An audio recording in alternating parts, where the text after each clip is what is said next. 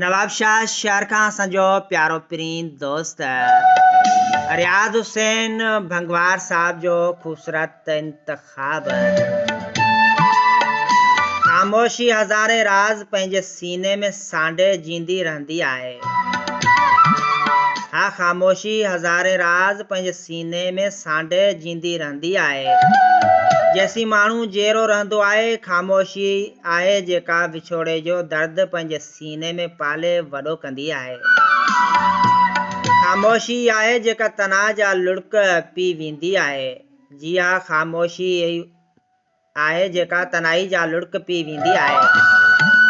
ख़ामोशी आहे जेका सीने में हलंदड़ साहनि जी निड़ी ते नोह ॾेई रड़ बंदि करे छॾींदी आहे।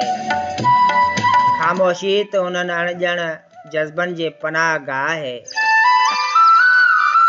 हा, ख़ामोशी त उन्हनि अणझल जज़्बनि जी पनाह गाह आहे जंहिंखे कंहिंजे बि भाकुरनि में पनाह न मिली हुजे। जिन जज़्बनि खे किथां बि आथत न मिली हुजे,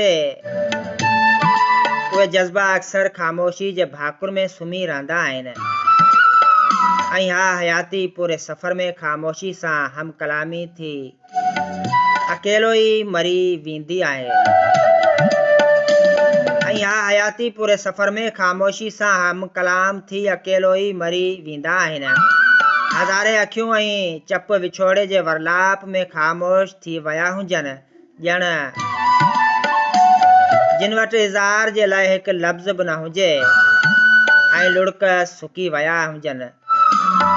उहे माण्हू पंहिंजे अंदरि हिकु वॾी क़बर ठाहे ख़ामोशी सां हम कलामी थी पंहिंजे पाण में ई दफ़न थी वेंदा आहिनि। हा, पंहिंजो पाण में ई दफ़न थी वेंदा आहिनि। नवाब शाह खां असांजो प्यारो दोस्त रियाज़ हुसैन भंगवार साहब। साईं वॾी महिरबानी, तमामु बहितरीनु इंतिखाब तव्हांजो। नवाब शाह जी नगरी खां असांजो प्यारो दोस्त रियाज़ हुसैन भंगवार साहब। साईं वॾी महिरबानी, तमामु बहितरीनु चूंड तव्हांजी रियाज़ हुसैन भंगवार नवाब शाह खां।